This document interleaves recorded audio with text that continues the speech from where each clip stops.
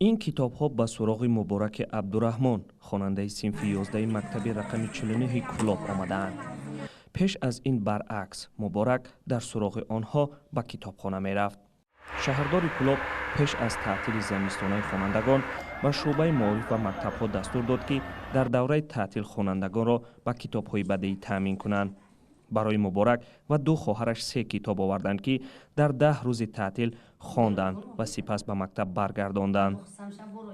در روزهای اول تعطیل معلمه های کتابخانه‌دار مؤسسه، معلمه زبان و ادبیات مؤسسه‌مان برای من کتاب‌های بدیعی را دسترس نمودند و من از این بسیار شاد شدم، زیرا در سالهای پیشتر این که واقعا روی نمیداد، این کارها رو برای ما انجام نمیدادند.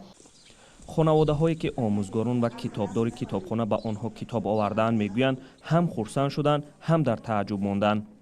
لطفیه اسرائیلова مادر مبارک باور نمی کند که کتاب را تا در خانه‌اش آورده به فرزندانش دادند. مکتب رفته کتاب بدیعی گرفته می‌آوردن می‌خواندن. این سال باشد برای بیماری چی بودن از مکتب معلم‌ها دسترس کرده دادن خواندن. من کتابخوان مطالعه کردم. در سراغ دوست از شریفی محمدیار، قله ها از مراد علی صابر، نخودگانی از افسانه های خلق تاجیک می باشد. اینها رو مطالعه کردم. آموزگاران مکتب‌ها و رئیسان محله‌ها در حال به خانه ساکنان کتاب می‌رسانند که عبدالقادر ولیزاده شهردار کلاب در روزهای تعطیل خوانندگان چاره‌بینی سیر کتاب یعنی به خانه رساندن آن را دستور داده بود. در مدت 2 روز قریب 2 روز تمام خوانندگان با کتاب‌های بدیعی، تمام خوانندگان مؤسسه شهر دیوت کلاب با کتاب‌های بدیعی تامین شدند.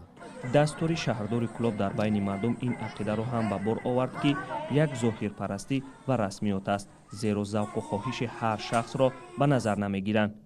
اما این هم گفته می شود که چنین تجربه به تبلیغ کتابخوانی و بچه ها را به کار فایده‌ناک جلب می کند.